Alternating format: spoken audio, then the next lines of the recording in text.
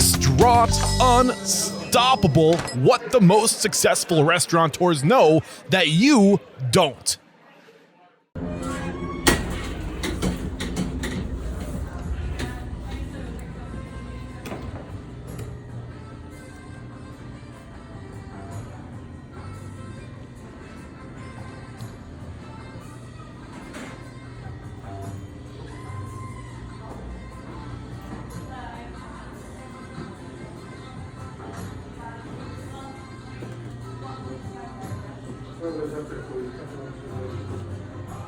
So with excitement, allow me to introduce to you today's guest, the founder and CEO of the McNellie's group, Elliot Nelson. My man, are you feeling unstoppable today? Man, I don't know. I'll let you know once the new PPP loans get approved, maybe. Gosh, right? That'll probably tell you how unstoppable we're feeling. Right. Oh, man, crazy times. And we're definitely going to save some time at the end to tap into how you, not so much what you've done, but what you're going to do is what I'm really interested in. So before we dive into your story and we find out how you got to where you are today, let's get that motivational, inspirational ball rolling with a success quote or mantra. What do you got for us? Yeah, I mean, it sounds bad, but I mean, just the golden rule. But for us, it's, one of the things in our industry that often disheartens me is that I don't feel like a lot of people treat their employees great. And so for us, it's just always try to do the right thing by our people. I love that, treat man. people as you want to be treated, and hopefully the rest takes care of itself. Dude, I love that. Great way to get this thing started. And where does it make sense to start telling your story? I know you went to Notre Dame, right? Were you working in restaurants before that? No. Okay. So I was a English major. Thought I was going to be a lawyer. Okay. I grew up here in Tulsa, where we are now, and thought I was never coming back, right? Okay. And so summer before my senior year of college, I worked at a legal aid clinic and then worked for a guy who had a small just family law firm, and realized very quickly, like, I don't think I can do that with the rest of my life. Why not? Lots of reading and writing and time spent in an office, not interacting with other people. I was like, man, this is not what I had in mind. Sounds like COVID. Right? Yeah, exactly. So I signed up for an entrepreneurship class. The first day of class, the professor said, all right, write down your 5 favorite things in life, and mine were beer, food, travel, whatever they were. And he said, okay, take your list. And this semester, your whole class project is going to be to write a business plan, figuring out how you make money doing one of the 5 things on your list. And I'd done an exchange program in Ireland, and I thought, you know what, I'll just write a business plan for an Irish pub. Yeah. And so I actually started this as a class project. It was a business plan for an entrepreneurship class. And as I worked on it, my fictional pub, McNellie's, was set back home in Tulsa because it was where I could get information about real estate and other things and had kind of the easiest access to information. And I came home that fall break and worked on the business plan. I thought, you know what? I think this is a good idea. I think the bars here are actually pretty bad. So that was it. I mean, that was kind of the spark. And then spring of my... Let's tap the brakes for a second, because I think there's something that we have to pull to the surface and hover over for just a little bit, is this advice to start with the end in mind. That's what your professor was doing for you. Where do you want to be? What are your passions? What fills you with the joy? Reverse engineer that shit so you can live the life you want, you know? And I think it's even hard to do at the age of, 18, 19, 20, 21. Yeah. Like, you don't really know that much about yourself, right? That's right. Who doesn't love travel, food, and beer? That's it. Yeah. I mean, it was pretty low-hanging fruit, right? Like, I love beer. And at that point, that craft beer was still kind of in its infancy, right? And so for me, it was, I want to build a pub and introduce all these people back home to all these great beers that they don't have access to. And so, and as I've worked on it, I mean, if I start with the end in mind, I kind of know where I've gotten to now, right? I'll be curious maybe as we progress. Maybe one of the last questions I can ask you is, 15, 20 years into this, what's the new end in mind, right? As you've evolved, as your frontal lobe has fully formed. Yeah. But I'm also curious because you're quoted as saying you wanted to bring the hospitality that you discovered and you experienced in Ireland back to the States, not just the food and beer, but the feeling, and you were struggling to find that feeling when you came back.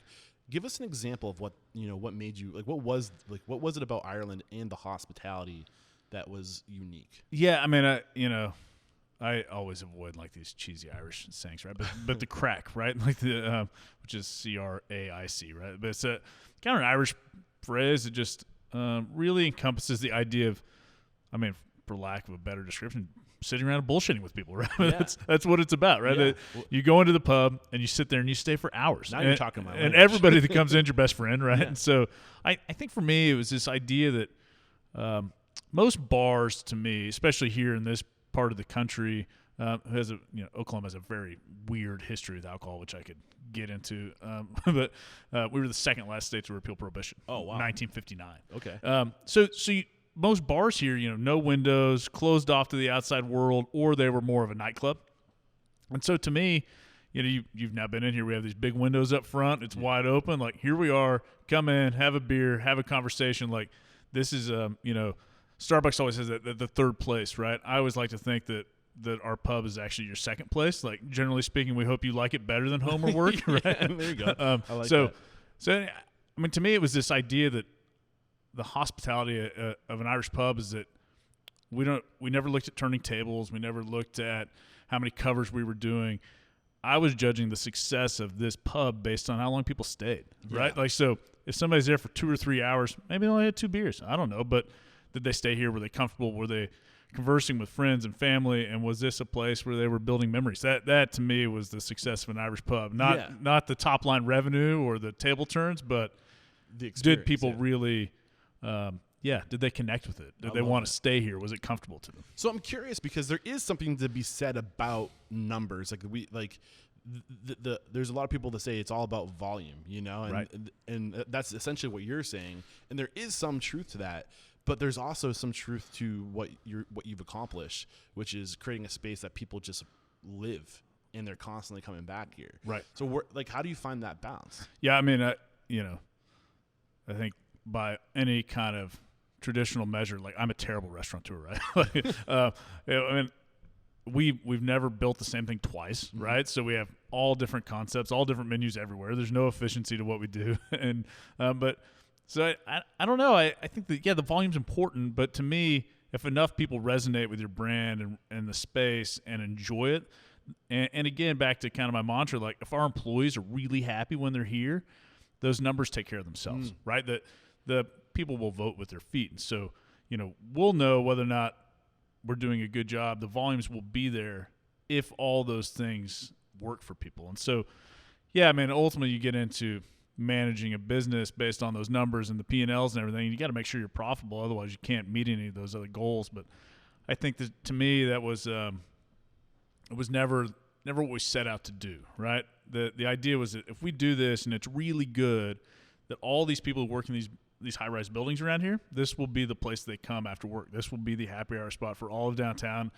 And that was the idea of success. And if you did it right, it'd be profitable. But, dude, I was grinning for you on my way in, driving in today, because I'm looking at the GPS. We're getting closer, half mile, 0.3 miles. I'm looking around, and it's like the world is just rising around me. Like, there's all this new construction going up. I was like, oh man, like, I bet he didn't see this coming 15 years ago. Man. I mean, you look at this. So this pub, right when we started, there was 2 feet of water in the basement. Everything was covered in mold. And my next door neighbor was a welding shop. Next to that was a machine shop. Across the street was a bookbinder and a cabinet maker.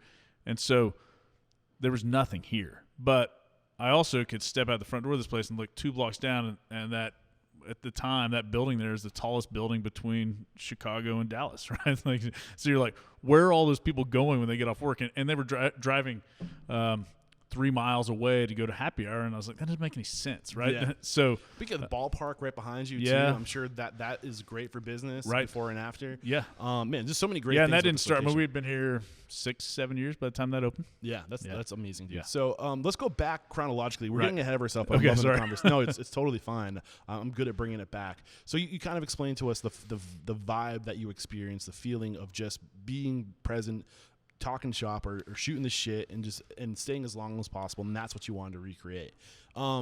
You also had this professor who already dropped gold on you and us because you shared it with starting the end in mind.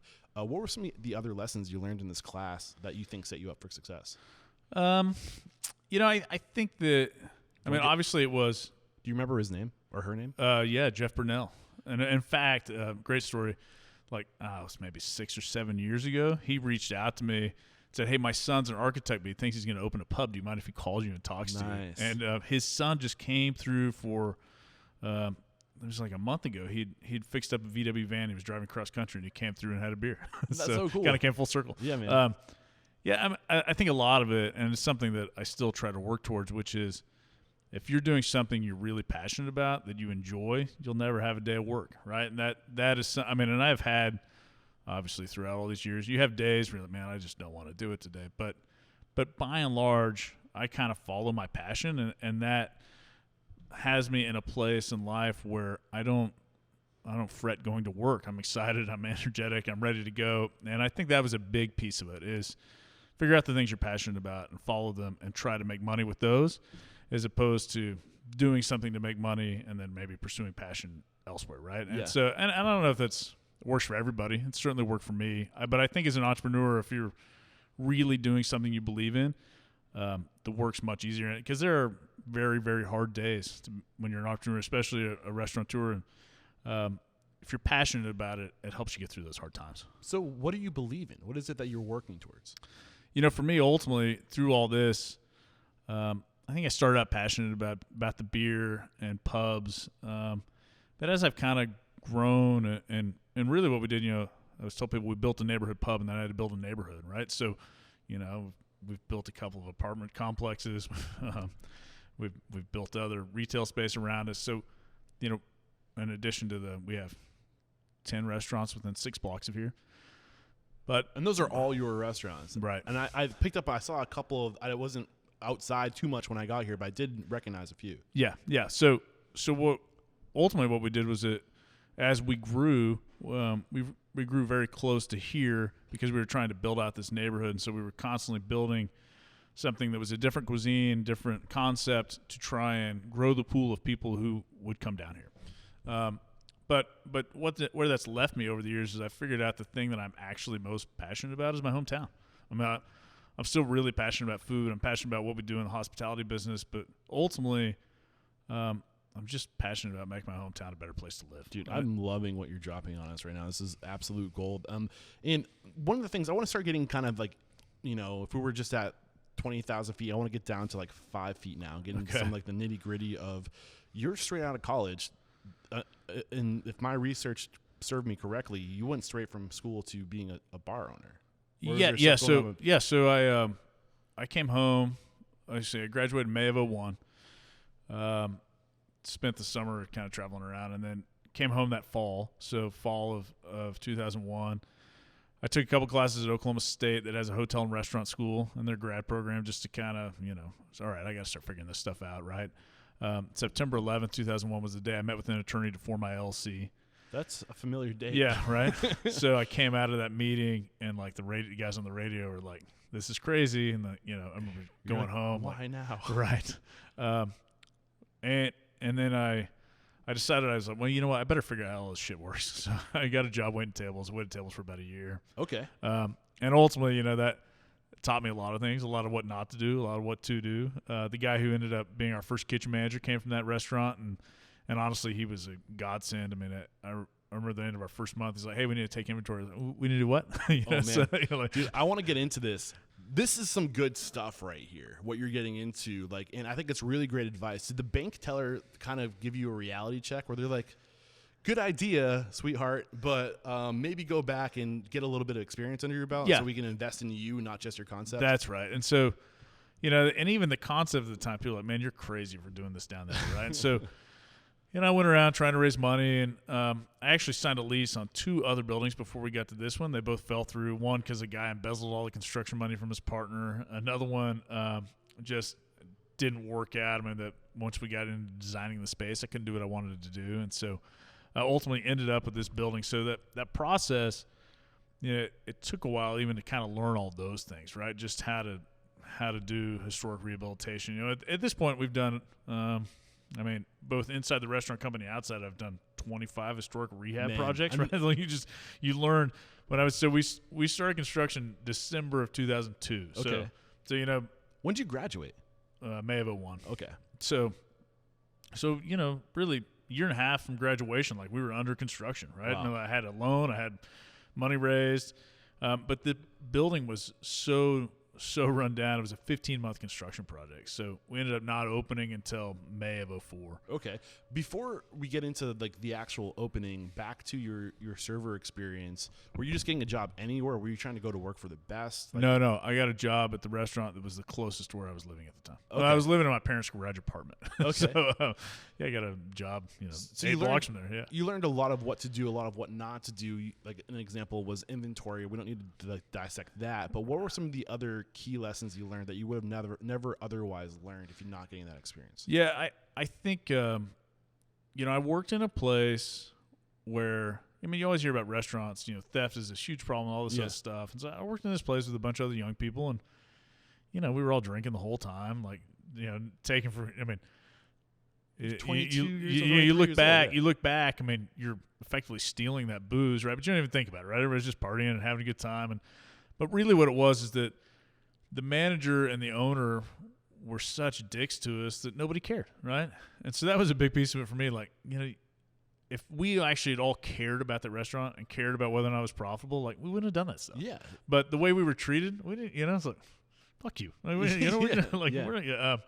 And that seeing that, you kind of realize, like, okay, this is, so you hear about restaurant theft. So, some of the things we did early on, it was always about taking care of our employees, but also, I told our bartenders, like, I don't care if you give away drinks. Put it in the computer so I know where it is, so I can add it in inventory. It's a marketing expense. Yeah, like, if you have regulars who are happy and they feel like they're getting a free drink all the time, like, great. They come back more often. Probably they bring friends, right? And it's better for you. You're making better tips, but don't steal it from me. Yeah. Just bring it up, right? Yeah, exactly.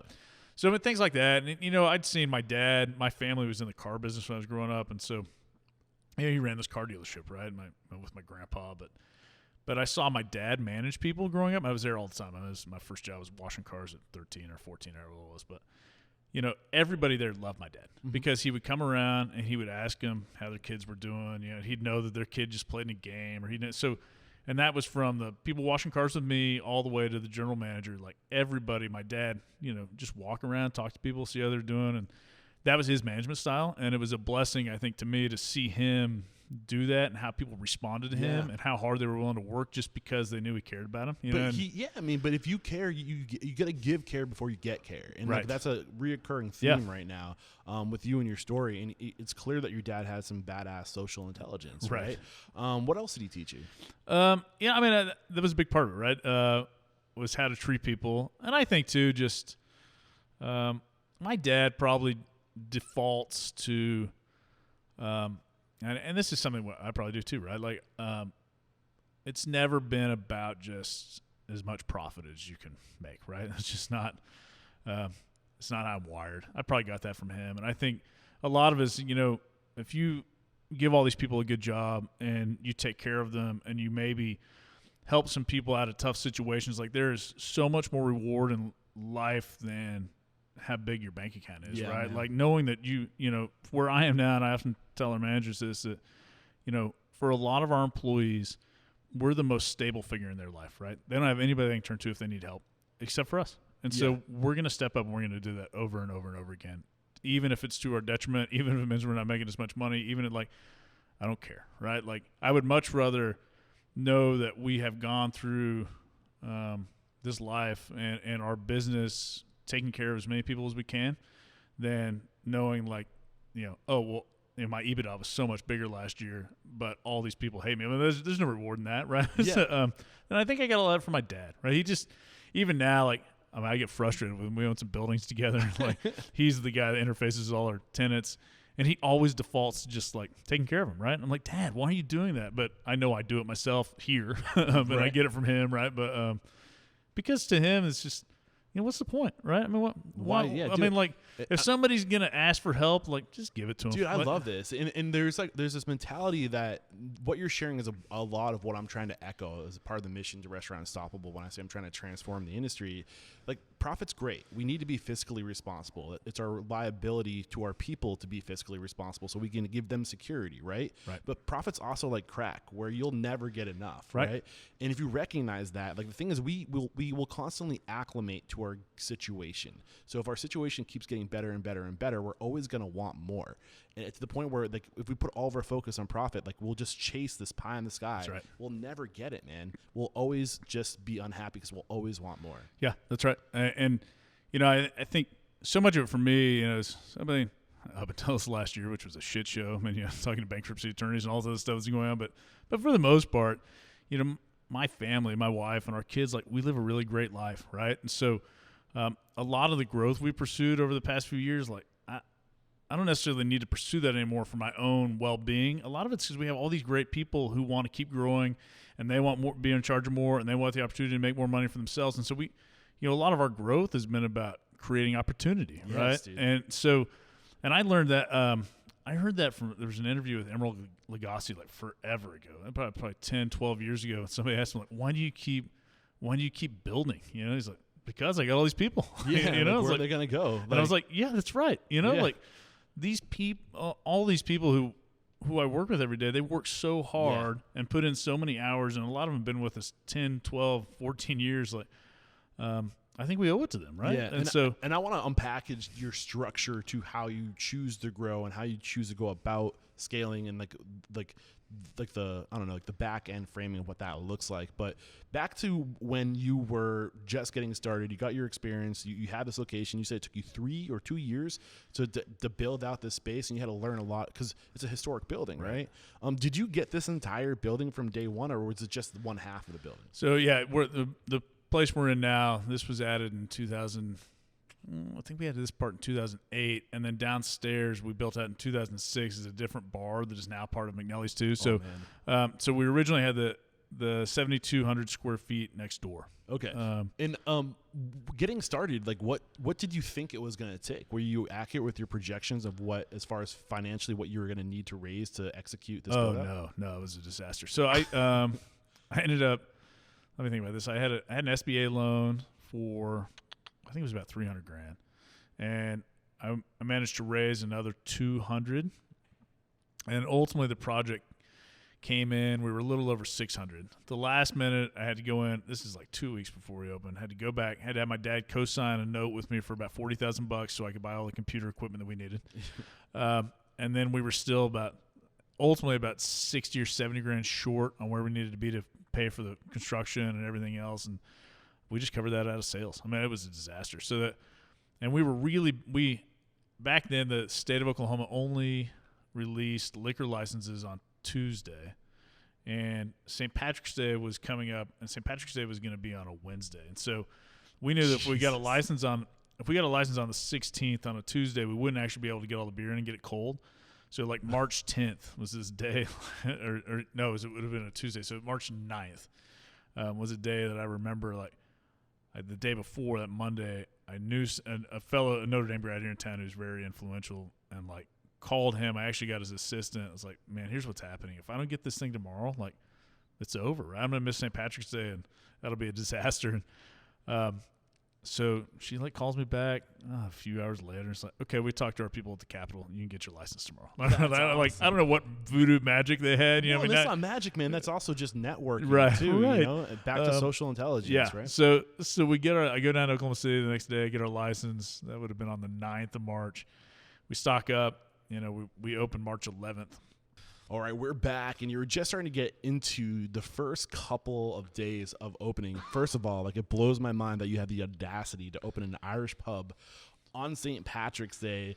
Like, I can't even imagine the mayhem. Yeah. But I mean, good for you for just going for it at the same time. But before we get into the details of what those first couple of days were like, reflecting back, if you could give somebody advice, the mistake, or I want to say the mistakes, but the lessons you learned through going through the experience, what would you have done differently if you could give advice to your past self right now? I think one of the things I didn't have hard and fast budgets and numbers, right? It just wasn't. I was just taking it as it came, right? Just trying to make it all pull together. So I mean, that's something we do a much better job of now. I think that's one of them. The other thing too is the way we opened. I mean, it was a disaster, and so we tried to train and be ready, but ultimately we just had to get the doors open. Yeah, right? We needed revenue. But I think at the same time, there's something to be said about just going for it. Right. And there's a lot to commend in that because the timing's never going to be perfect. Yeah. Things are never going to be perfect. If you're just waiting for Right. things to be perfect, to get every like projection down to Right. the penny of accuracy, you'll never open. That's right. You know, so just go for it. Yeah, and that's you know? actually an eternal. I mean, every time we open a new restaurant, that exact conversation happens, and I'm usually the one like, guys, fuck it, we got to go. Like it's just like we'll figure it right. out. Like we'll do some test run openings, and everybody wants to think, well, we need to change this. We need that. I'm like, great, but we need to go. Like, it's time to open, right? Yeah. So okay, so what day did you open officially? So March 11th, 2004 was the first day we did any volume or any sales, and that's the 13th is St. Patty's Day? 17th. Okay, so you actually had some time But the paper had announced that we were grand opening on St. Patrick's Day, right? Oh, okay. So we had this window of a few days to try and figure stuff out, but it was a mess. And so St. Patrick's Day happened, we got crushed. I mean, it was such a shit show. I wish I had the pictures to show you right now, but I mean, it was nuts. The fire marshal came by. I mean, it was a disaster. And by about 9 or 10 o'clock that night, I was there. We have an elevator in the building. We had to for code, but I was just sitting on a empty keg in the elevator, riding up and down because it's the only place I could find where no one could find me. Right? So yeah, it was a mess. And that first year was a blur. Right? We had to make up all the cost overruns out of sales. So was it a success out of the gates? Did it ever did you guys? I mean, you open on St. Patty's Day, so obviously it's an Irish pub, right? Grand opening, or not on St. Patty's. Well, yeah, more or less, right? Yeah. Reflecting back at that time, the evolution, take us from the complete mayhem and what were the first things you started to do to get a foothold and get control of your business? Yeah, so early on, very early years, and maybe that first year, Friday and Saturday nights were always busy. We did a great bar business. And, lunch was a struggle. And I was committed at that point to being open 7 days a week. And a lot of that for me was, we were down here on this island. And I knew that if somebody came down here and we were closed, they were never coming back. Yeah. So, I mean, keeping people here on Sundays, I mean, back then on a Sunday, we'd do less than $1,000 in sales all day. Wow. And so, keeping people here and keeping the staff encouraged, guys, we got to be here. We got to be here. People are, we only did $1,000, but you know what? That was 50 people that came in, and those 50 people will never come back. We hadn't been here, right? You got to just and at one point, this is probably, I'm going to say it was August, right? And it was dicey. I mean, I know now that August, September, October are our worst time of year around here. And it's back to school, and then football season in Oklahoma is nuts, right? So nobody's around. Everybody's going to games and whatever. So I went to our chef and said, how much do we have in a hamburger? And he came back. He's like, the time was $2.80, right? So, okay. So we started every Wednesday selling hamburgers for $3. And I committed to it back. That was before. This is crazy to think. This is before Facebook, before the internet. The internet existed, but you didn't market on the internet, right? The only way to market something was in the small local periodical, the Urban Tulsa. So for probably 3 months straight, just the only ad I ran was $3 burgers every Wednesday. That was it. And the first Wednesday, and so Wednesday was our worst day of the week. Sundays and Wednesdays. The first Wednesday, I think we sold 80 hamburgers. We're holy shit, that was awesome. 80 burgers. And, because we knew everybody was going to buy beers when they came in. So what was your profit on that? 39 cents? Oh, it was 20 cents. Yeah. But, we knew we were going to sell the beers, right? Exactly. So but that's what I was getting at. You needed the draw. Yeah. So, I a normal Wednesday back then was probably $1,000, $1,200 all day. And that day, I think we did $2,400. We're holy shit, that was awesome, right? Well, I committed to the marketing. And then by 6 months later, we were up to 700 or 800 hamburgers we were selling every Wednesday. Damn. It was fucking crazy. And that singular idea, I think, saved the whole thing. That first year, I was the functioning general manager, and I took home all the extra money we had as my salary. I made $17,000. And opened in March. My wife and I got married in July. Found out she was pregnant in October. Jeez. And we were living off her bartending. She was bartending, going back to school to become a veterinarian. She's a graphic designer, which ended up when she got pregnant. Then she stopped pursuing the veterinarian degree and I ultimately couldn't bartend anymore. I mean, shit got real in a hurry, right? Yeah. But I made $17,000 as our general manager. I was working 100 hours a week probably, Jesus. and made $17,000. It was all we could afford to pay me. Luckily, we lived in a rent house my parents owned, so we kind of squatted.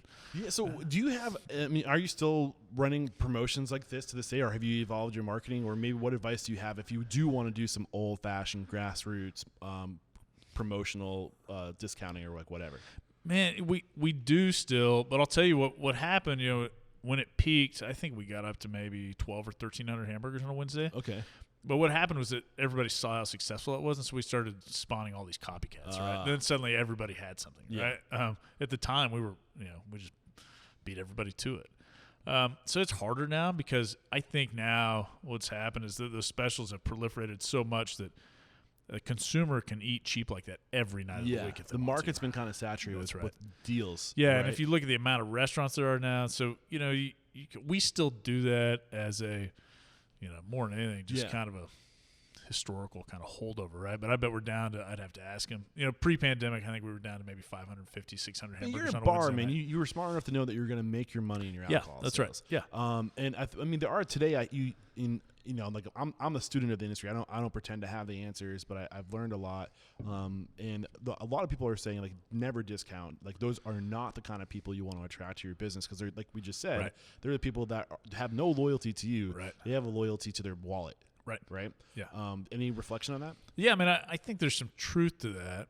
But there's a lot of. I mean, there's one guy. His name is Ramon. He's an attorney at one of the energy companies down here. But he used to come in. He was a single dad raising 2 girls, and those 2 little girls, when they came in, but back then they were 5 and 3, maybe something like that. And he came in every Wednesday night, right? I mean, but now those girls, they've both gone on to like get college scholarships and they're playing Division I sport. I mean, it's crazy to think, but every Wednesday they were here, right? Yeah. And you get to know them. So many of those customers, we had some people who were just only Wednesday night people, but so many of those people, that was the first thing that brought them in. It was the only thing that got them to make the drive back down here because nobody lived down here at that time. So, and so many of them now are just kind of part of our like pub family, right? I mean, so I think there's some truth to that on the discounting.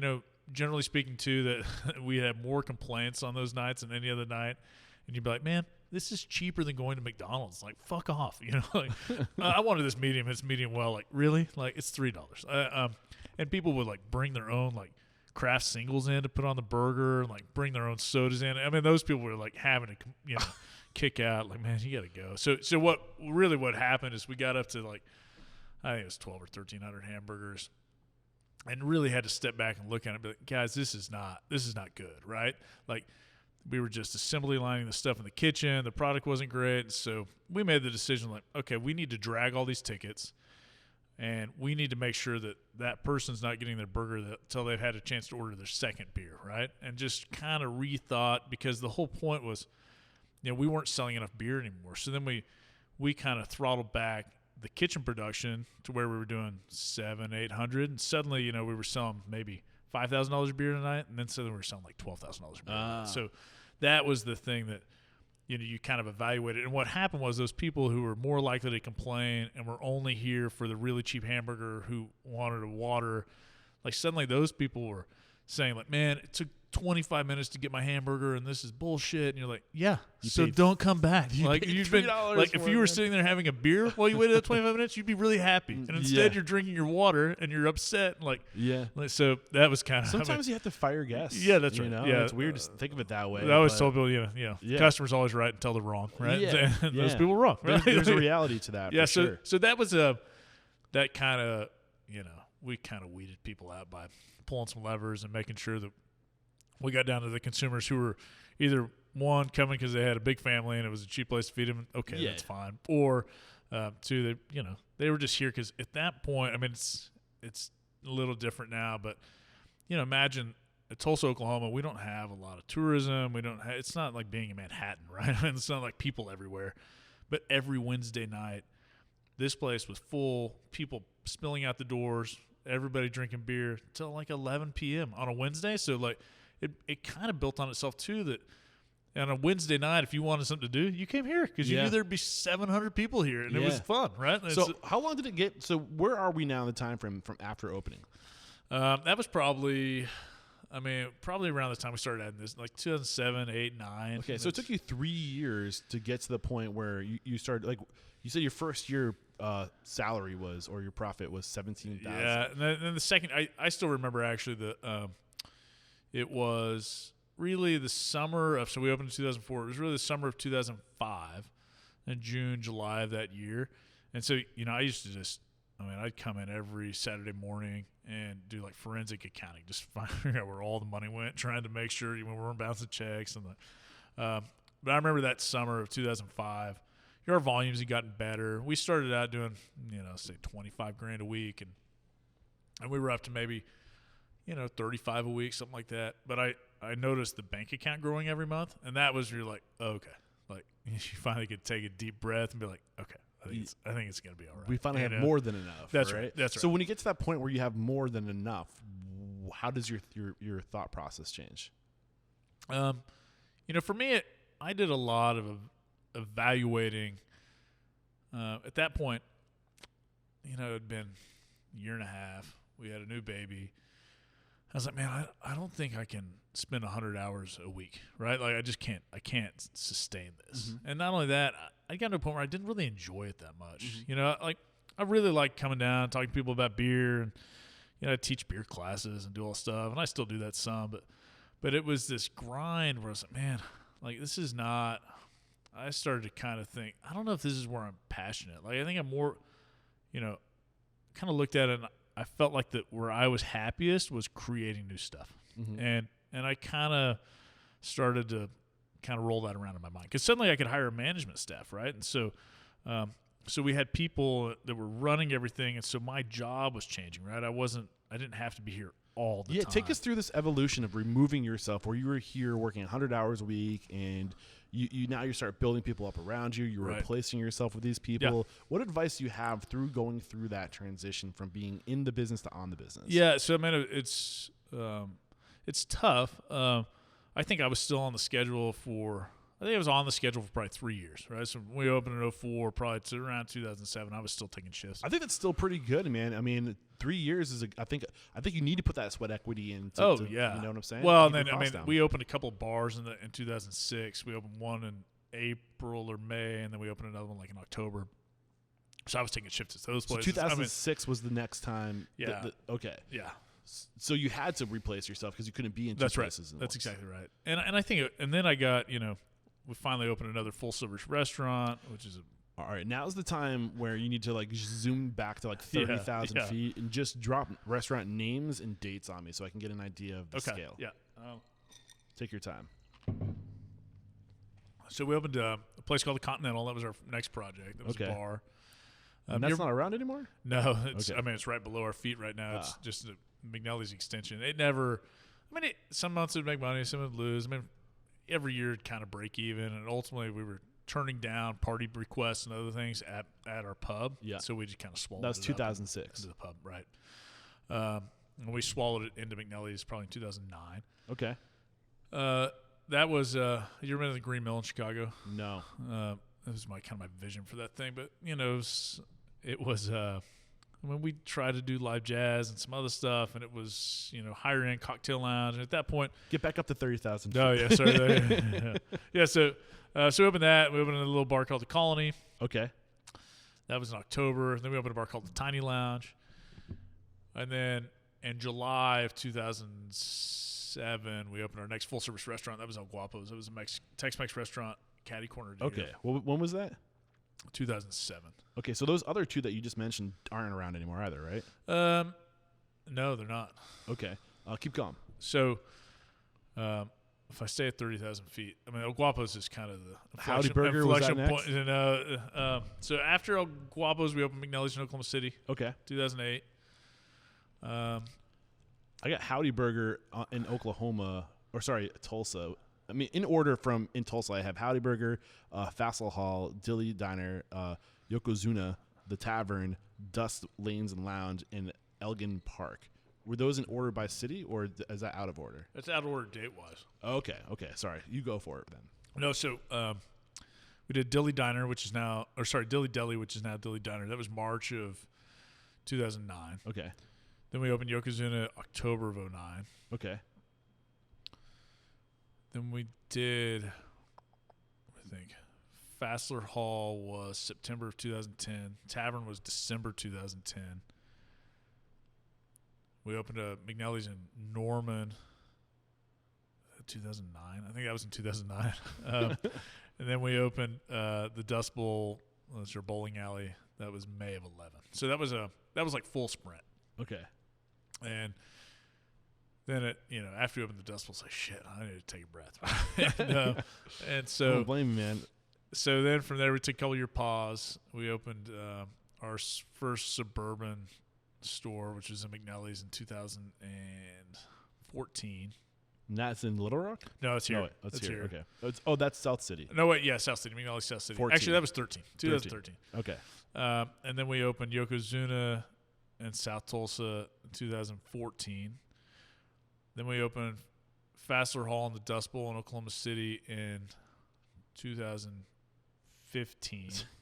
We opened the Bowl in the Alley, which is our little speakeasy steakhouse, like New Year's Eve 2015, so really 2016. We opened Elgin Park fall of 16. We opened Yokozuna in Oklahoma City fall of 16. Then we opened Fassler Hall and Dust Bowl in Little Rock in 2018.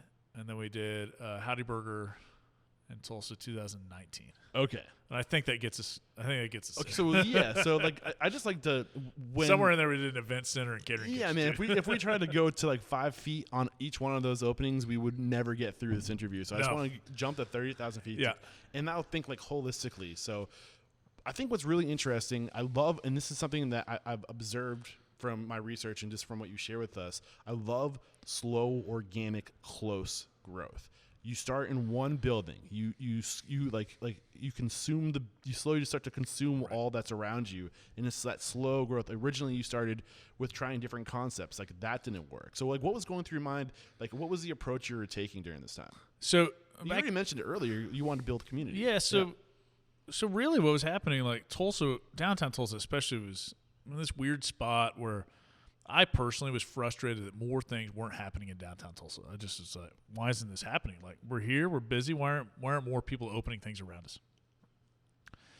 And so at that point, I was like, you know what? Fuck it. I'm just gonna do it myself. Like, we're just gonna go. We're gonna start trying to build out this neighborhood because the cavalry is not coming. Right? Yeah. Now you look at it. When we opened McNellie's 2004.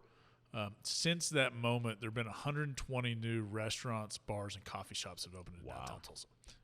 But up until 2000, 5% of them. Yeah. But up until 2000 and when we opened Dust Bowl, it was the last in that run, May of 11. There had been like 25 that had opened, and we had opened 30% of them, right? So, so that was, I think for me, like it was just that push to like, I want to see this happen, right? And so we bought some other buildings and developed them. I was working on some apartment buildings. Like I just had this focus where I wanted downtown Tulsa to feel like these other downtowns that I saw around the country that were getting redeveloped and revitalized. And it was frustrating to me that it wasn't happening here. But through all that, the city passed a bond package where we built a new arena. Some BOK centers just down the street, which, I mean, better or for worse, we don't have any professional sports. But what that means is that facility doesn't have blackout dates for concerts. So since it's open, it's been one of the top 10 concert destinations in the country in terms of tickets sold. It's crazy. And then the mayor at the time, when they decided to build a new minor league baseball stadium, flat out told me, like, we're going to put this as close to McNellie's as we can because you were the one who got all this going, right? So, I mean, ultimately, like, pays off, it worked out, right? Yeah.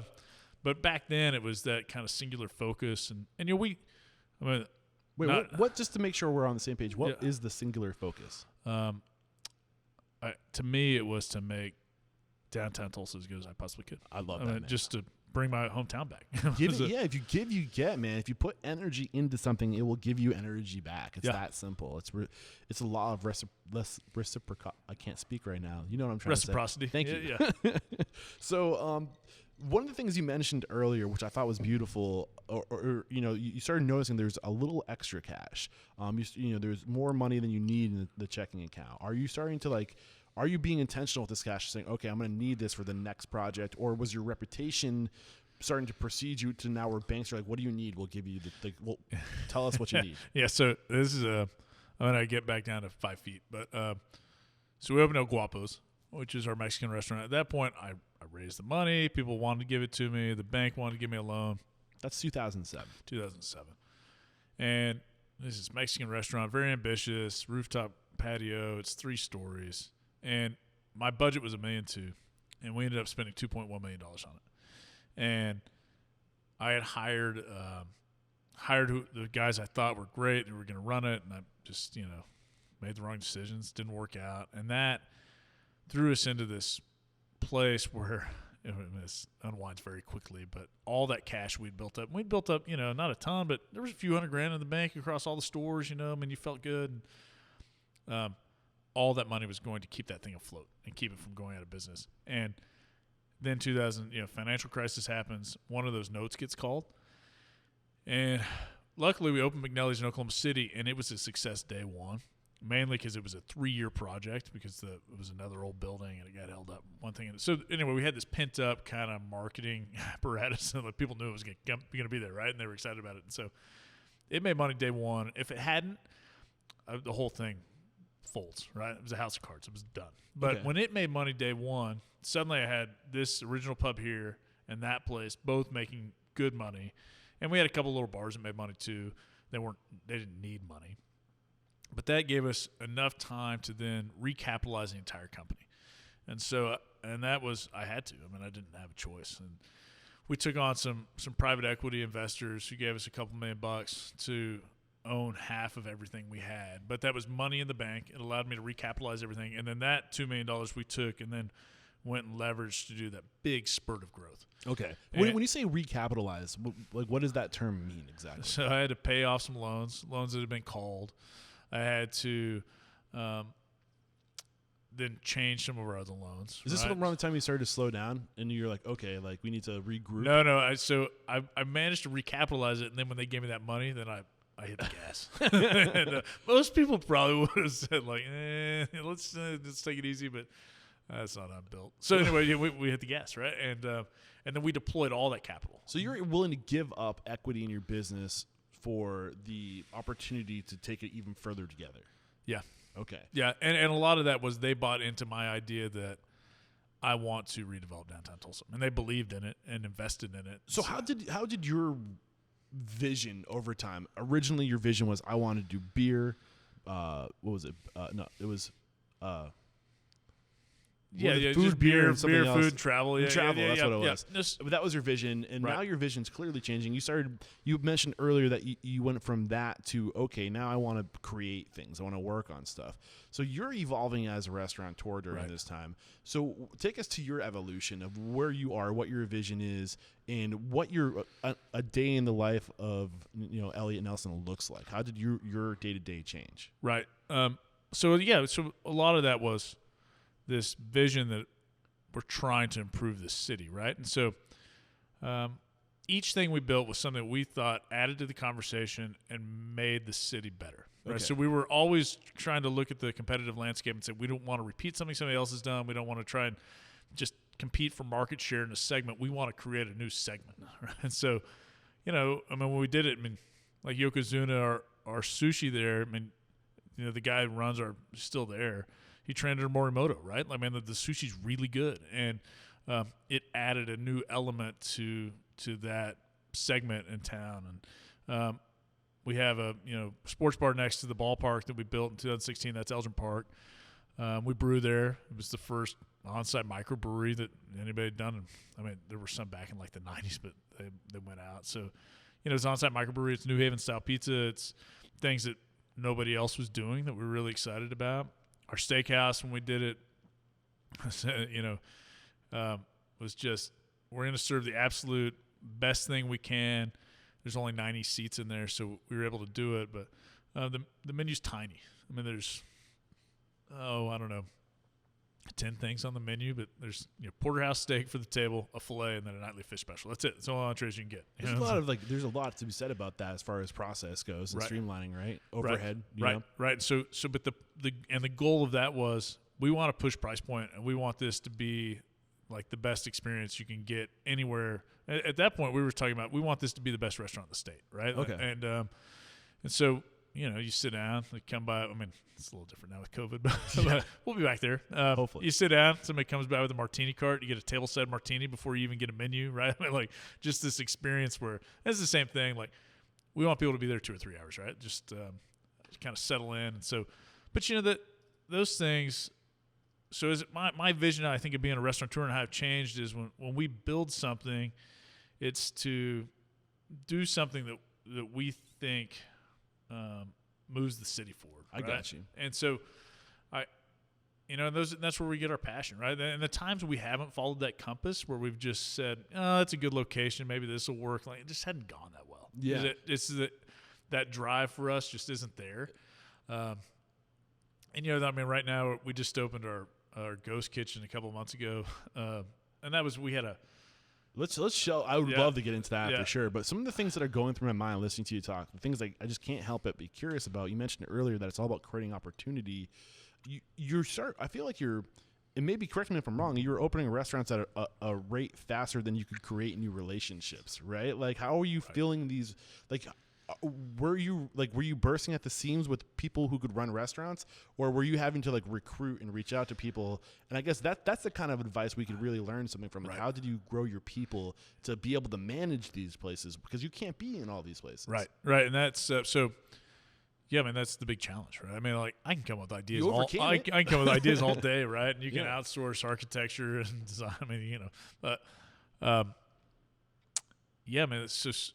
Most of it we try to promote from within, right? And just continually grow ranks. But the other thing for me, and this gets back to some of the things we were talking about earlier, that I've given equity to 12 people now in the company, like real. So the way we structured it, I think a lot of times, and we looked at a lot of stuff, that like Outback for a long time was just kind of best in class, how they compensated their general managers and they gave them this ownership, but the ownership was never really there. Like, it went away every 5 years, and the GMs had to reinvest. And but we looked at all that stuff, and eventually we said, you know what, we're going to have one company, and we're going to give people stock in this company, and they're going to own part of it, and they're going to get a K1 just like I do. And, maybe they're managing our diner, or maybe they're managing that steakhouse, but they're also going to be tied to all these other restaurants in their performance, because we are going to lift this whole thing up together. And so, we now have, I think my COO, I mean, when I hired him, he was the first non-restaurant person I ever hired. So, I mean, we call him the CEO now. Originally it was just like I had 5 places, and I was the only corporate employee. I was like, shit, I need help, right? So, he came on a long time ago, but I think Jim probably owns 8 or 9% of the business now, and then our kind of, we call vice presidents of operations. There's 3 of those guys who each own, I think, maybe 3%. Like, so, our employees who we've given stock to, I think now own almost a quarter of the company. And so that's something too that, those investors that we brought on, that was part of the vision, was like, look, like, I don't need to own all this. I don't, I want to build something. And in order for us to build it and get these people bought in and to grow and make everybody feel like they're a part of it, we need to give them stock, real stock. So I think that's part of, for me, and this is advice I give to a lot of other restaurant people that are trying to grow, and I'm going to talk to a lot of folks, is don't get greedy. Don't feel like you got to hold everything really tight, be in control of everything. What you need to do is find people you trust and build them up and give them real ownership. Yeah. So that, because I don't think there's any substitute for somebody actually like owning it, like seeing their name on the. Yeah, man. We all want to self-actualize. We all want to have our purpose. We all want to have our. I mean, that's a part of human nature. You got to feed into the peak of human nature, and that's having your purpose, having like and having your name on something, like self. What's the word? Your self-esteem, right? And when your name's on something, that does a lot of good for your self-esteem. We need to feed into that. We need to feed into human nature. I love this mentality, and it's a simple perspective switch. A lot of people, I'm just going to use 50% as an example, not to say that's the right number or whatever. They think of, if I open another restaurant and I can't lose 50% of that. I'm going to lose 50% if I bring on something. Right. You're not losing 50%. You're gaining an additional 50% that you never had. And you can trust. I mean, hopefully you've built people around yourself. You can create an opportunity and trust that they're going to treat it like they own it, because they do now, right? And that's a 50% of cash flow you never had. And every new opportunity is another opportunity for 50% more, not 50% less. But for some reason, we see it as less. I know. And I think it's a big mental hurdle for a lot of people. And I talk to people, and I give them the same advice, and they're like, oh, I think you're crazy. Why would I ever give up ownership? I'm like, okay. But, you asked me about my day, so, I never answered the question. But, my day now, I mean, a lot of it's spent on financing and talking to attorneys and stuff that I just, it's not fun, right? I mean, generally speaking, I would rather be out designing new stuff and building and growing, which hopefully we're getting back to. But you know what? My phone stopped ringing 3-4 years ago on operational issues, because those people who are now vested in the business, they take ownership. They didn't want to call me, right? Like, why would I bother you with that? Like, you go do that, which I trust you to do, right? Like you obviously are much better at going and talking to the bank than I am. Yeah. And I'll make sure the trains run on time. Get in right? your lane. We're designed to function and coexist in a tribe. And that's because we're stronger together. You take any one person, unless you're Bear's fucking grill, you're not going to survive if I put you in the middle of the jungle. You won't. Wasn't he the one that got found out anyway? I mean, I thought... Is he dead? No, one of the survival guys actually wasn't really doing it. There were like people off camera with like tents in an RV. Maybe, I don't know. But I don't know if it's Bear Grylls or the other dude. Anyway. But I mean, the point is, we are meant to coexist in a tribe, and all of our unique selling propositions collectively make us so much stronger. And a restaurant group is a tribe of people who have specialties. You know, you got to think of it that way. And that's what I'm hearing from you. Taking a few deep breaths real quick, reflecting back at you already mentioned you recapitalized, which was huge. You were able to get access to a group to go further together. What were some of the other things you did that were like pivotal moments for you, as far as we didn't really talk about systems and processes, procedures, ways you evolved to streamline. We haven't talked much about, you've shared your values on culture, but how are you spreading the culture?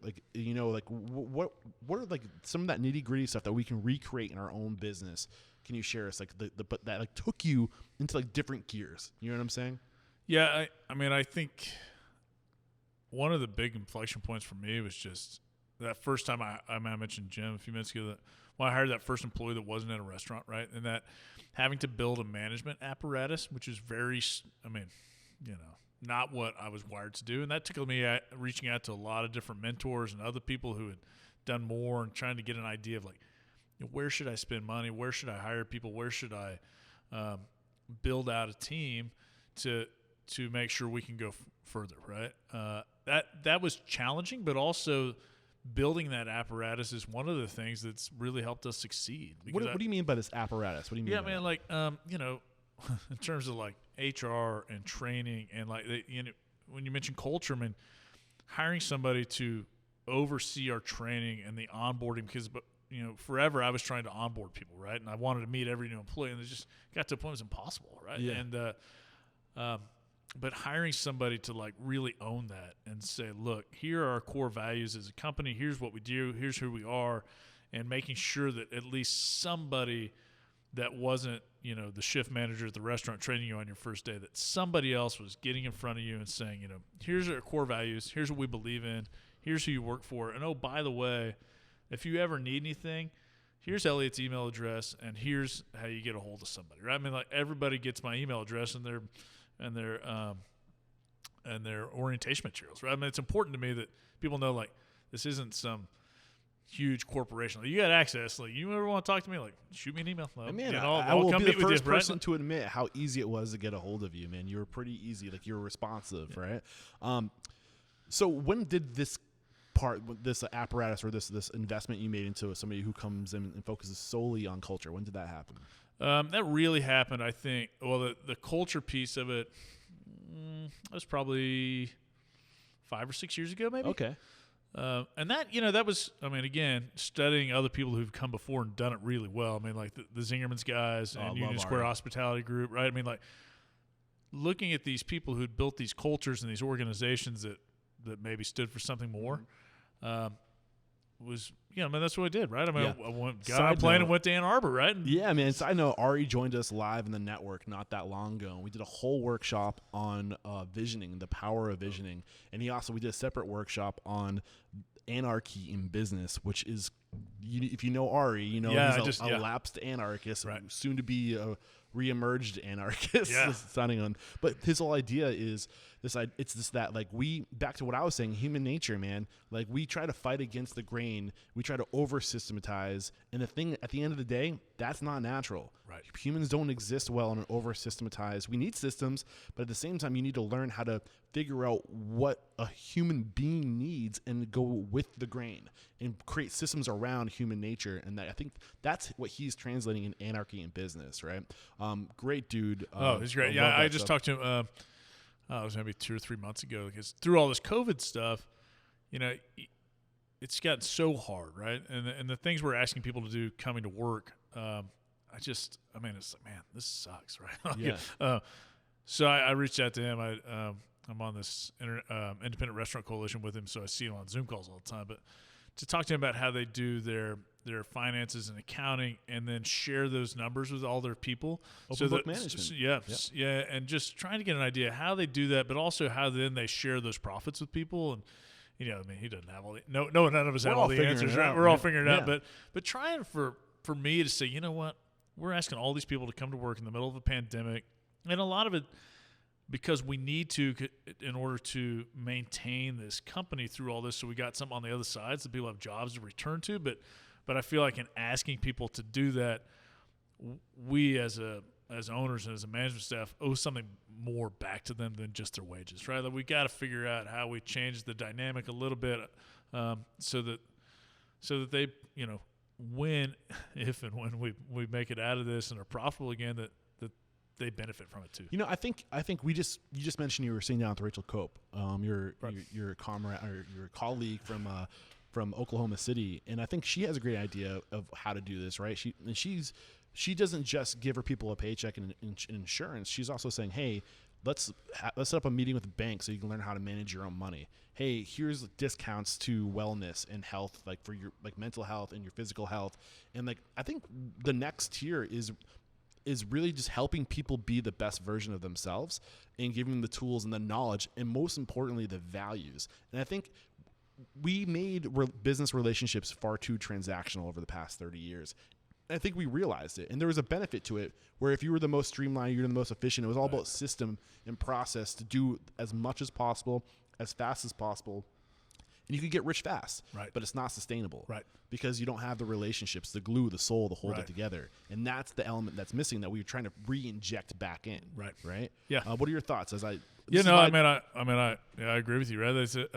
I just, as you were talking about that, one of the big inflection points for me, and maybe our own industry, like every year, I've chaired our state restaurant association, and every year I go with the state restaurant association to DC for the National Restaurant Association's lobbying conference.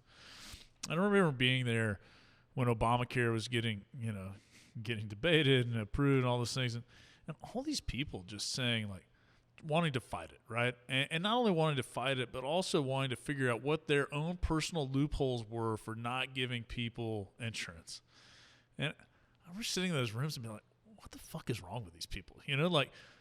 These are human beings that work for you, and yeah, it's going to be expensive, right? I mean, our insurance costs of our company, through all that, we just said, you know what, we're never going to try to manipulate hours or find loopholes. We're going to do it. We're going to give people insurance. We're going to figure it out, right? And that's, it added $700,000 in cost to our company every year. I mean, it's expensive, but to me, there's this piece of it that those are human beings, and this might, based on the way they set it up, this is their only shot to get insurance, and that insurance piece to them is going to be such a big piece of how they live their lives, and I think somewhere in the background of their minds, right? It's easier to live when you've got insurance and you're not worried about, like, shit, if something happens, like, am I going to go broke? Am I going to, just that piece of assurance to know that you're going to be okay, right?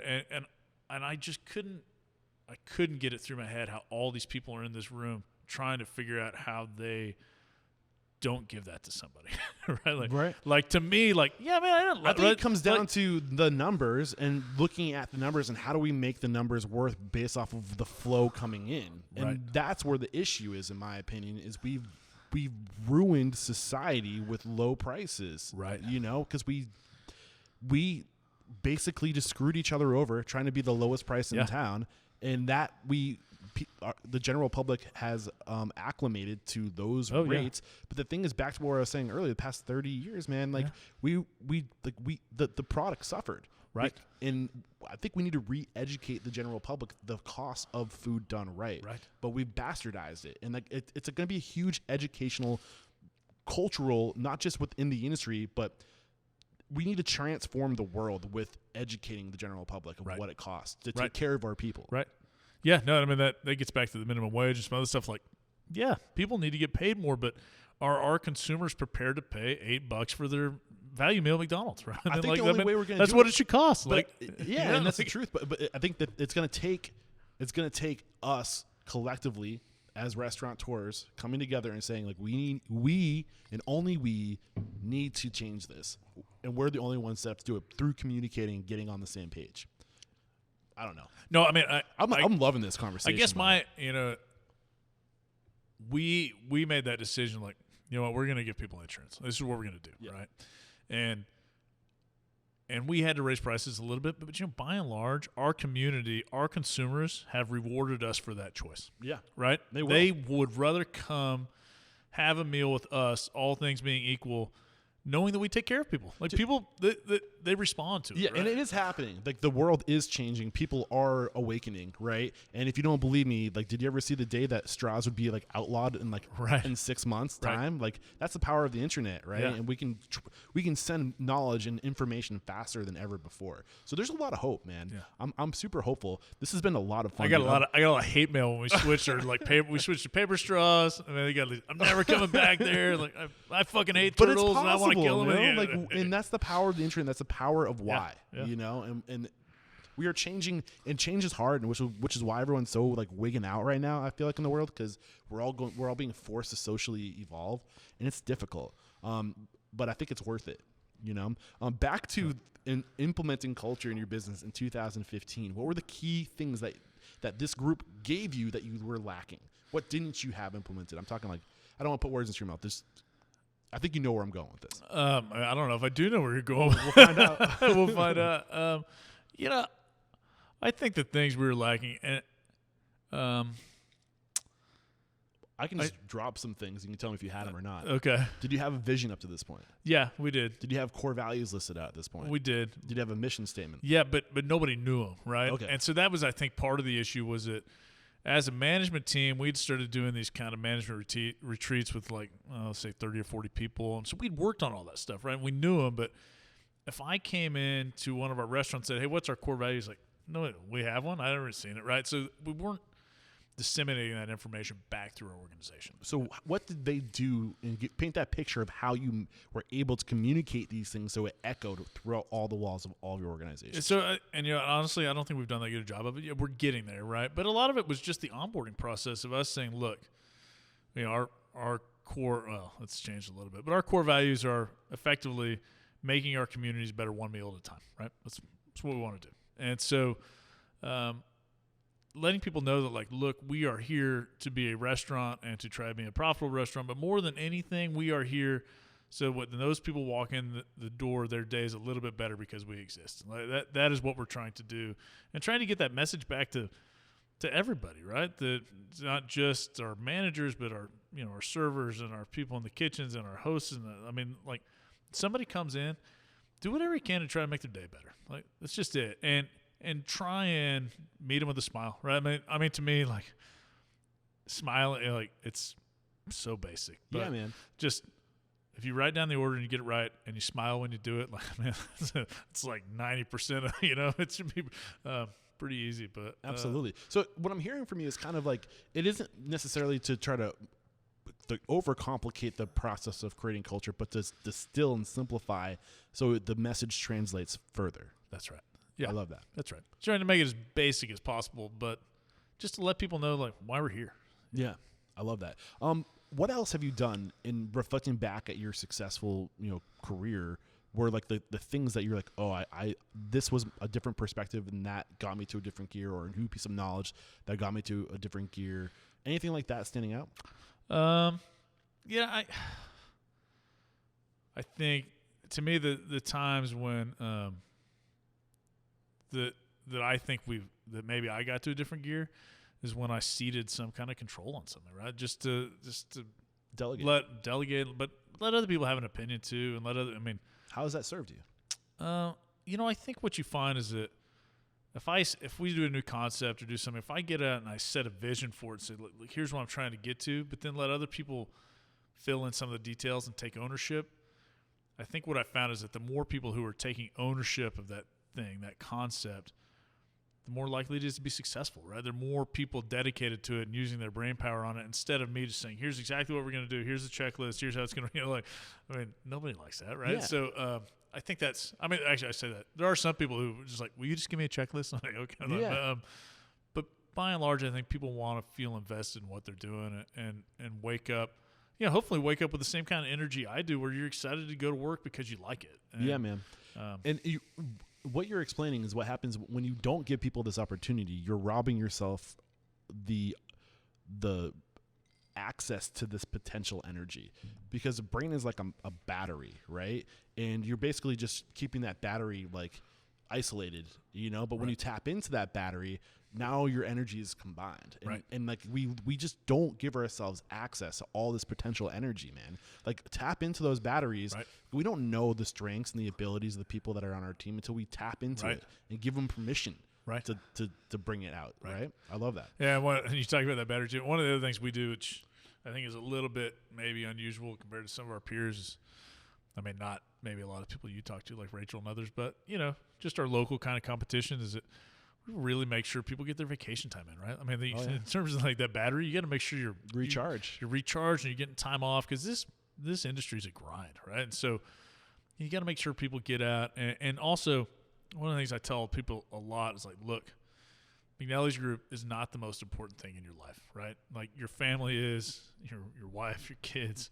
Like, those are the things that ultimately will really matter. And so make sure those things are taken care of first, right? And I think somebody, a couple of pieces of advice I've gotten over the years that I kind of cling to. One is, somebody told me early on, whenever your wife calls, pick up the phone, which is a good piece of advice. And but one of the others is, 2 generations from now, the only people that will remember you are going to be your kids and maybe your grandkids. And so when you're prioritizing your time and figuring out like what you should be doing, make sure those relationships are really good first. I love that, man. This has been great. We've covered a lot. I would like to kind of get into what you think maybe the future of the industry is. Maybe first we can cover not so much how you adapted to COVID-19, because I feel like the ship has sailed. Yeah, there's been plenty written about that, right? Yeah, the ship has sailed. Like, hopefully you've made changes by now. Right. But from this point going forward, what are the changes you're looking to make? Yeah, so we did a ghost kitchen. That was largely because we had a event center that we ended up renting to an architecture firm. We just said, what, I don't think events are coming back for a long time. This is going to drain a lot of cash. Excuse me. We try to support it, and but what that meant was we had a catering kitchen that was no longer needed, and so we're doing Chinese carryout, like just old school Chinese carryout, right? Like the sweet and sour chicken and orange chicken and all the fried rice, and so. I think that ghost kitchen model, the DoorDash carryout, I think that's going to live on. It's going to exist. I think you're going to see a lot of people continue to eat out less and stay home, at least for a couple of years. But long term, the stuff that we're really looking at, there's going to be obviously a new patios are going to have a lot more importance when we design spaces. I think that we've seen our own business, things started to creep back up through October, but when the weather turned and it started getting cold again, things got bad because people want to be outside. And I think that even post-pandemic, whenever there's an all clear, if that ever exists, I think a lot of people are going to continue to prefer to eat outside when they can. So I think it's going to be a big priority for us on patios going forward, how we design things, or even flex space. It can be indoor, outdoor space. And then really, ultimately, it's gonna be about experiences. I think there are. I think at some point there's this base human need to be out and be socializing, and so absolutely that all this that's been written about, like restaurants are never coming back. Like, I just think it's wrong, right? Yeah, unless humanity can evolve in 2 years, which from my studies of human evolution, it takes a little bit longer to evolve those traits out. Yeah. But back to, you said ghost kitchens. I want to kind of pull back a few layers on what you've learned about ghost kitchens and what a ghost kitchen needs. Like, what do we need to consider if we're looking to get involved in some ghost kitchens? Yeah, I mean, I think one of the things, we are constantly paring back that menu, really looking at our product mix and what's selling. Consumers are telling us what is good by reordering it over and over and over again. So I think when you do a ghost kitchen, make sure the product that's going out is really good. We started out with too broad of a menu. Some of the stuff we sent out wasn't good. It just wasn't great. We also took a shotgun approach, right? You said, boom. Yeah, like, that's what right. hits, That's right. right? Yeah, okay, that's right. like that hit. Like, and I think that's a good approach at first, especially when like someone's dropping the hammer and saying, boom, you're close. Right. What do you do? That's right? Like, yeah. So I think that was the right approach. Right. But why is it important to focus on just a few things? I think the quality, I think ultimately you want something that people really crave, right? And so that, like when you get on DoorDash, I think, I'm sure there are some people that just scroll down DoorDash like, I don't know. But I think a lot of it is, at least that we've heard and what we know in terms of frequency of orders and what people are ordering and how frequently they're ordering the same thing. You want something that people really crave, that they want to order once a week, where they're like, man, I really want that again, And so I think that kind of emphasis on quality, but also just, listening to your consumers, which is something that we've gotten a lot better at over the years. I mean, back in the day, I think in a lot of restaurants that don't make it, you see get into this trap where you do this stuff and you think it's great because you tested it and it's your recipe and like, no, I love this. But if your consumers are telling you like, nah, I don't really love it, I do like this, or you gotta change quick, right? I mean, like if you sit on something too long, it can be the end of you, right? Yeah. So for us, it's really listening, and listening now is really, reading online reviews or the emails we get back, or, for us, if we see a name pop up, we'll call them and follow up and see how everything was. And when people tell us something's wrong or like, it's just okay, like you either, at this point, when we get just okay on something a few times, it's either gone, or we've completely changed. Yeah. And so that, and we do it quick. Yeah. Like not like, oh, let's work on this over the next month or two. Like that shit better be changed tomorrow.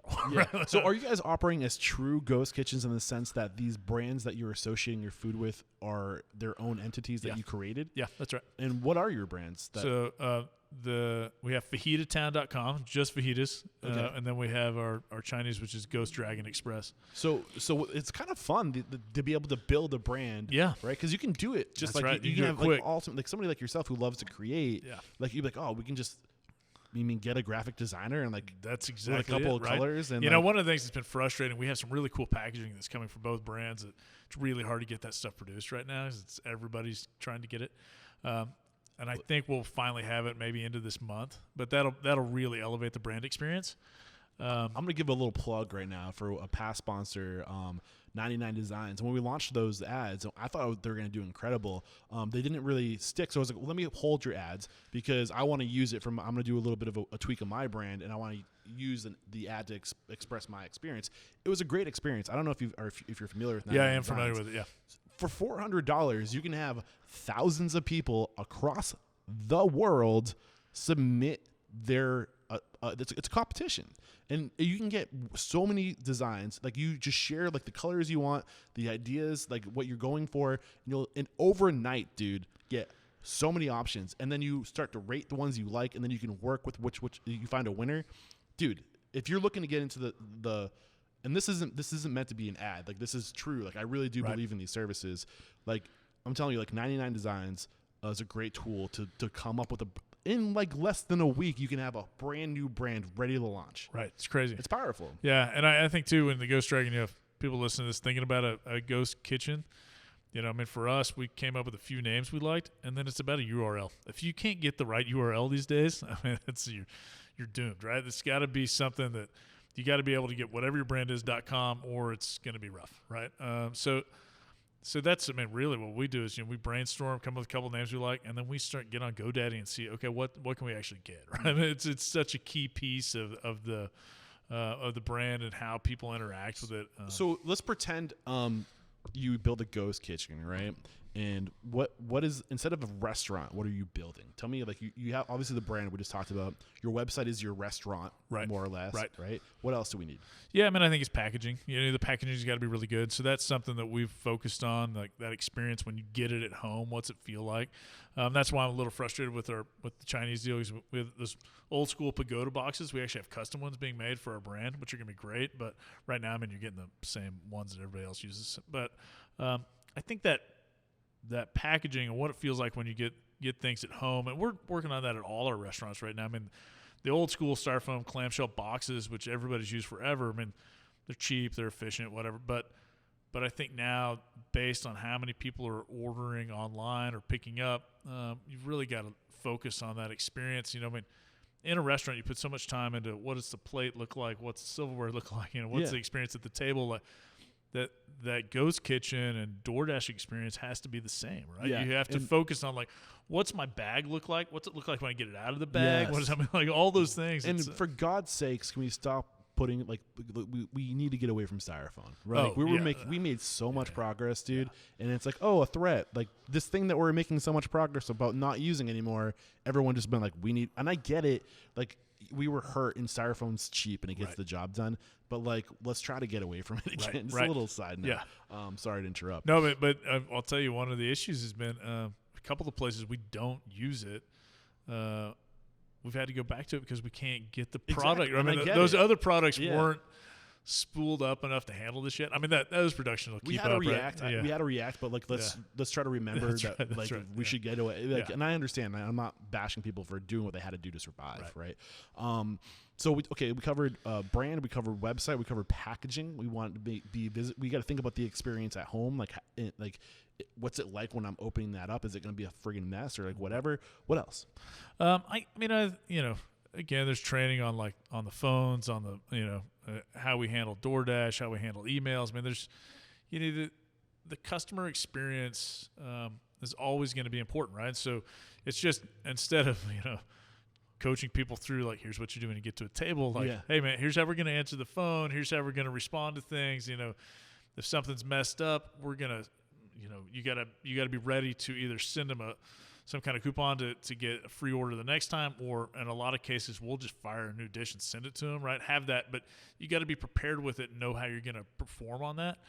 So there's a lot of things, you know, in a restaurant you get a complaint, you comp it, or you get a, hey, we'll make you a new one right now, but those same things happen, right? Yeah. So you got to figure out how you're going to handle them, because you don't have the same tools at your disposal like you would in a restaurant, right? You can't. I mean, you can go back and void some stuff out, but it's really hard to do with the third-party people. So if somebody buys something via DoorDash, the way that our transaction happens, the way we get our money, you can't just say, hey, we'll just refund it to you, because you can't really do it, right? It's because they pay DoorDash, and DoorDash then pays that. So it's So I guess one of the things I was hoping we were getting to, we're kind of skirting around it right now, is what. So we talked about the branding, the packaging, and all that, user experience. But what about the systems that you're using to execute, the actual tools that you've purchased or created to get the process done? Yeah. So we're actually investing in a lot of technology right now, but we haven't gotten there yet because, unfortunately for us, we are the smallest restaurant companies that are willing to make this,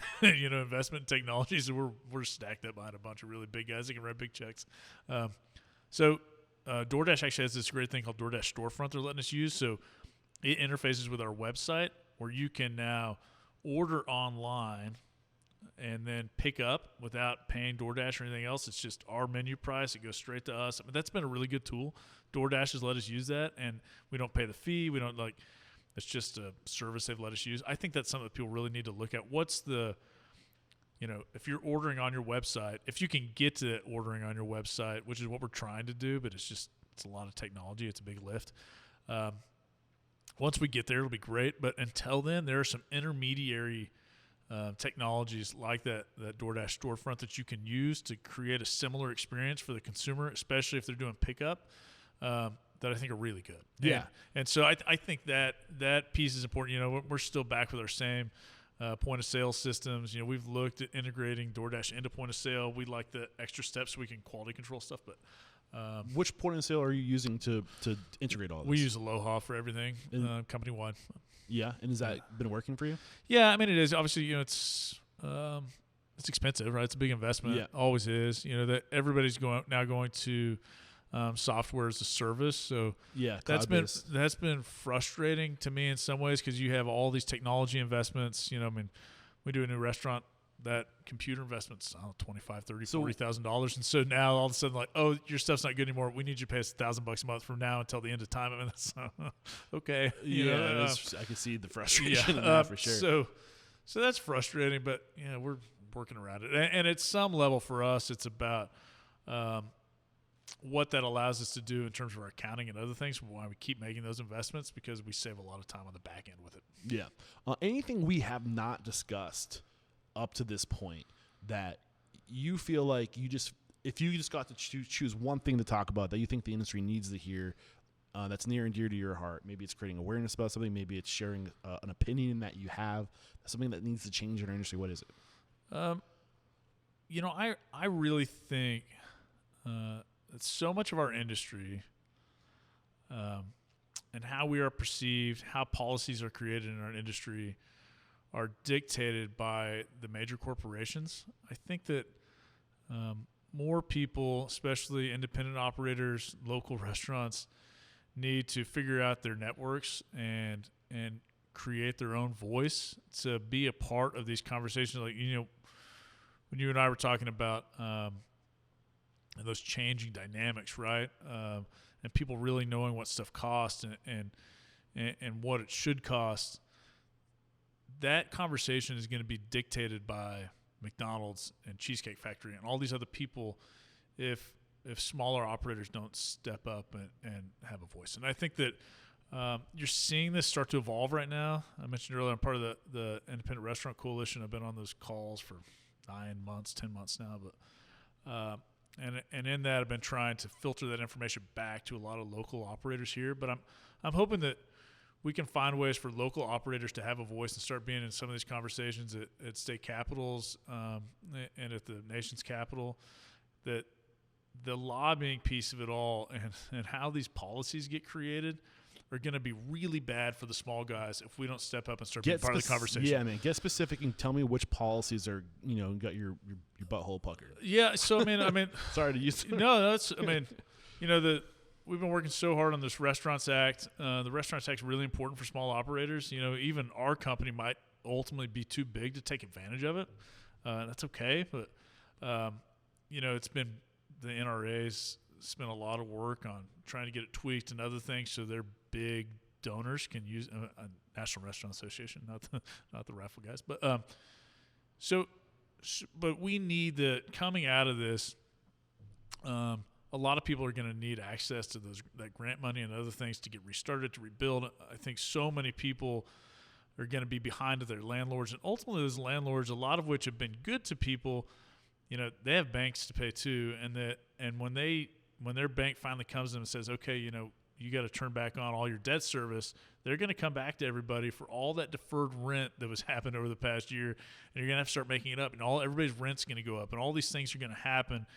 And we need some mechanisms in place through the federal government to help all these people make it through. See, you know, there's been a lot written about what is going to happen with all these restaurants closing. And I think right now people are like, oh, see, look, people haven't really closed yet. But I think people haven't really closed yet because so much of it's just kind of kicking the can down the road. And at some point there's going to be a reckoning.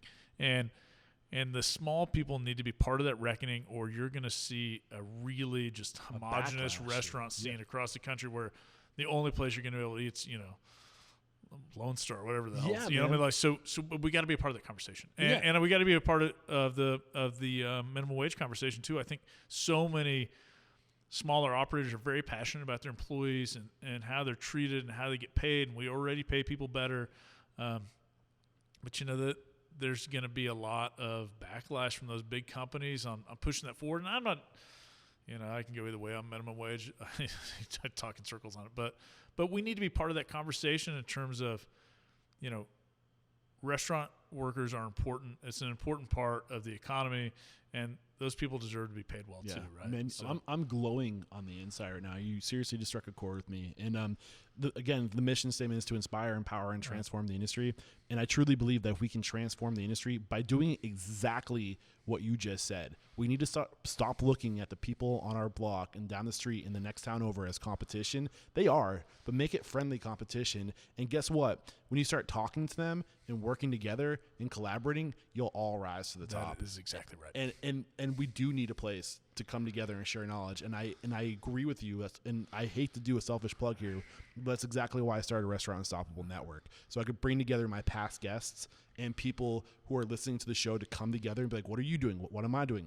What do we need? What are your pain points? Let's find somebody who knows about this and can share it with us. We are so much fucking strong. Pardon my language. So much freaking stronger together, right, man. And thank you for going there. Like you just reinforced everything I believed in. So thank you so much.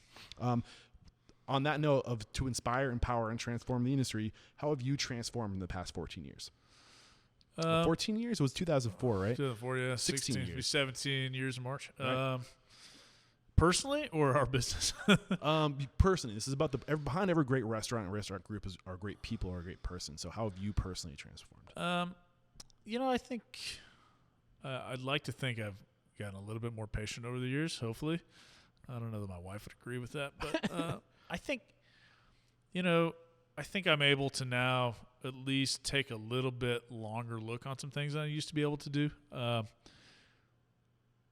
I've been at times very impatient. Like, man, I want to see this happen. It needs to happen now. And that has led to some not great decisions, in terms of businesses I've started or things that I haven't really thought through. So just trying now to take a little bit longer view and know that, okay, we got time, right? It's been 17 years, and we've accomplished a lot, and there's still a lot of things sitting out there that I want to get done. But it doesn't necessarily have to happen tomorrow. It's okay if I just keep plugging away and take it as it comes. When the opportunity is really good, then do it, as opposed to maybe forcing some things that before I just would have forced just to make it happen. Yeah, man. So I think that for me, that's probably the biggest change. But I always tell people too, I wish part of me could go back to being that 23-year-old kid that thought he could do anything, right? I mean, like, unfortunately, you've been around so long now, you know too much. So, that's maybe not a good idea. Maybe I can't do that. Like, whereas when I started all this, like, man, I could do anything. Fat, Dumb, and Happy is a great place to be, man. For sure. I hear you, man. It's nice to dream. But this has been an incredible conversation. Thank you so much. A lot of times I give a fair amount of, used to, like, speeches, like Rotary Clubs and other shit, right? But I'll go off on the immigration stuff too. I try to stay out of that. Yeah. Man, I hate the narrative around immigration in this country. And especially knowing that so many of people that work for me are here because they took great personal risk, whether they're illegally or legal, it doesn't matter. Like, great personal risk because they wanted to be somewhere where their kids had a better chance. Yeah. And they all get paid on a payroll, and there's taxes, whether they're legal or illegal. Like, it's not like, I think so many people think people are getting paid under the table and all that. This shit doesn't happen. Like, you can't. But man, it sucks that they've become just a political football that, these are real people who are here because they want the kids to have access to better education, a better life, and a chance for maybe opportunities they never had, right? Yeah. And that motivation that it creates, I don't know. Anyway, and I think that conversation and those talking points are better coming from local people who actually know those people, as opposed to, Fridays. I think it comes down to perspective, man. Yeah. We're so close to the world we live now. If we take a few steps back, everyone who is privileged to be in this nation came from an immigrant at point in time. Right. We're all immigrants. And I think it comes back to that abundance mentality that we're stronger together. And I kind of tend to think globally, like, the world's shrinking, man. Like, to have a nationalist point of view is very narrow-minded and foolish and scary because, again, back to our original point, we're stronger together, and we need to recognize that, like, our neighbors to the north, to the south, and overseas are a fucking Zoom call away. Right.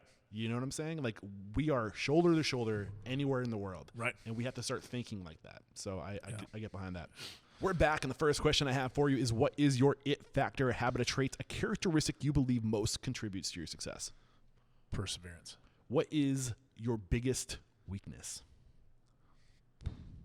Guinness? Is that a weakness? Does that count?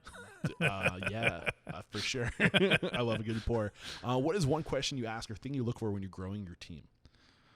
I ask where people get their news. You ask where they get their news? What are you looking for? People with broad I guess, one, that people are engaged, right? That's part of it. Sometimes you get people who don't have an answer to that question at all, and that bothers me, right? Yeah. I want people to be aware of the world around them and be paying attention, but also, make sure they're not off in some kind of crazy, very biased kind of world, right? Yeah. That doesn't play well in a family. Right? Yeah, I feel that. What is your biggest challenge today? Today it's COVID, right? Aside getting through this interview. Right. You're doing great. Yeah. I think it's people, right? It's always people. Finding the right people for these jobs and wanting to keep growing and being able to staff. And how are you finding people today? It's really hard right now. We've lost a lot of really good people this year who just are uncomfortable. Can't blame them either. Yeah, right. That's just it. And we've told everybody, we get it. We'll be here when you're ready, right? Yep. So right now it's really hard. What's one code of conduct or behavior you teach your team? This is a core value, a way to be. Yeah, just treat everyone with respect. From our lowest paid employee to me, right? Treat everybody the same. Yeah, I love it. What is one uncommon standard of service you teach your team? So this is something that you guys do in your restaurants that's common within your restaurants, but not throughout the industry, to go above and beyond. Man, that's a good question. I don't know. Generally speaking, I always teach people to try to get to yes, right? And so I think hopefully we're still doing that. That if we don't have something somebody wants or we can't make them completely happy, try to get there, right? I hear these stories from time to time, but we have so many restaurants close together that sometimes somebody wants something and we don't have it, but we can call down the street and have somebody bring something over, and we'll do that sometimes, right? Somebody wants something, you know what, we don't have it. And honestly, it doesn't even have to be you. It doesn't have to be one of your restaurants. Yeah. If you have a solution, people are going to remember that you were looking out for them. Right. You didn't have what they're looking for today, but they're going to remember what you are when they're looking for it, and they're going to come back. You know, it's about doing what's best for them. Yeah. Right. What is one book that's a must read to make us a better person or a restaurant operator? I don't know. Love in the Time of Cholera. What is it? Love in the Time of Cholera, maybe. What's that book about? It's Gabriel Garcia Marquez. It's I think that I'm probably going to pull this right off the jacket of the book, but it's the story of unrequited love. But it's it's this couple that falls in love, but they can't be together, right? Okay. And then ultimately are together 60 years later, right? and it's what's the lesson? I think the lesson is to be patient, but to never give up hope. I love it. What is one thing you don't think restaurateurs do well enough or often enough?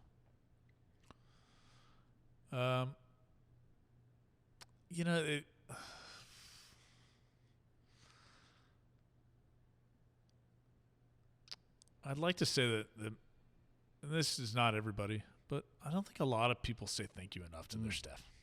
I love that. I can support that. What is one thing you've done or one company you've outsourced to? So you realize that it doesn't make sense for me to do this in-house. I'm going to outsource this to somebody else to do it because they do it much better. Oh, actually, this is great. I love this story. We outsourced to a company called Tater Heads. And they punch all of our fresh French fries for us, but they employ all guys who are on work release, so that are trying to get back in the world and get back on their feet. And so for us, it's a great outsource. I don't even know if it saves us a ton of money or time, but it saves time for sure. But it's helping out some people who need a job. And that's Tater Heads. Tater Heads. This is a local company this guy runs, but he takes all these guys who are on work release. And are they international? No, they're just here local. Nice. But it's really fun to support we get a great product from them, but to spend your money at a place where it's making a difference. Yeah, I love that. And keeping it local, too, helping local entrepreneurs. I love Right. that. What is one technology you've recently adopted that's had a huge impact on profitability, communication, efficiency, anything along those lines? We actually just started using Basecamp. Okay. And that is project management software, but that is about trying to manage all these disparate things that are going on. I'm not sure if it's going to increase profitability, but certainly increasing effectiveness and communication, streamlining some things. Yeah, bringing all the communication to one spot. Right. I love it.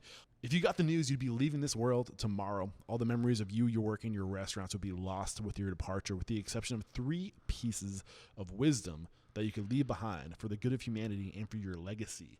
What are those 3 pieces of wisdom? What do you want your kids and your kids' kids saying about you when you're gone? Man, that's heavy. Fuck. I don't know. I get a lot of eye rolls. Hey, this is some fluff piece podcast. Yeah, I mean, I think for me, one of the biggest things is just to be kind to each other, right? I mean, that's a big thing that I feel like we're losing so much of, especially this past couple of weeks. Yeah, man, right? that's one. I just don't understand. Like, wow. So, be kind to each other. I always tell people.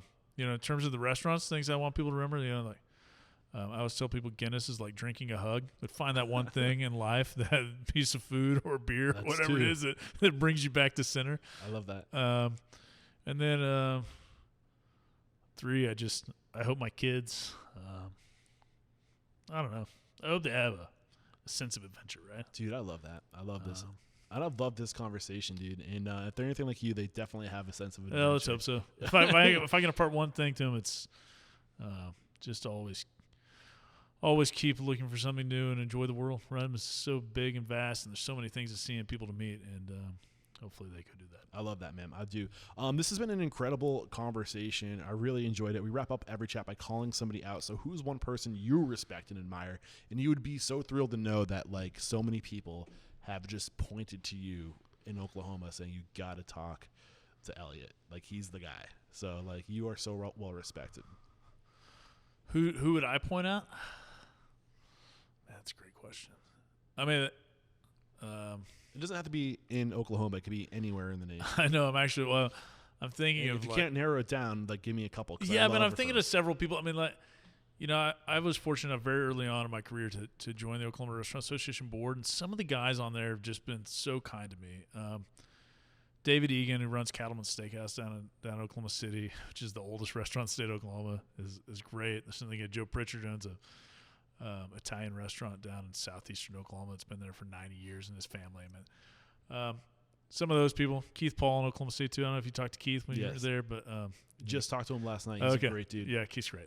So I mean, some of those guys who just, ultimately there are people I look up to in this industry, but I think it's the people maybe in your close network that you trust and you count on, that you can always pick up a phone and call, because this industry always has lots of challenges, but having some people that are on your team that are going through the same stuff that you can always talk to is really important. Absolutely. So I would encourage everybody to try and find that. Yeah, man, for sure. And I support that. And I got some new names on my hit list. And how can we connect if we want to come join your team? What's the best way? Any social handles you want to drop on us? What's the best way to connect with you or your man, my Instagram's at Elliot McNellie's. It's a pretty boring feed unless you want to just see pictures of kids and food. McNelliesGroup.com, so where all our stuff is located, and that'll get you everywhere. Beautiful. And this is episode 781. Head over to restaurantunstoppable.com/781. I will have a summary of today's discussion, as well as any tool, service, or book recommended, and how to connect over there. And I just cannot say thank you enough. There is no questioning. You are unstoppable. Thanks. That was great. You were great. Cheers.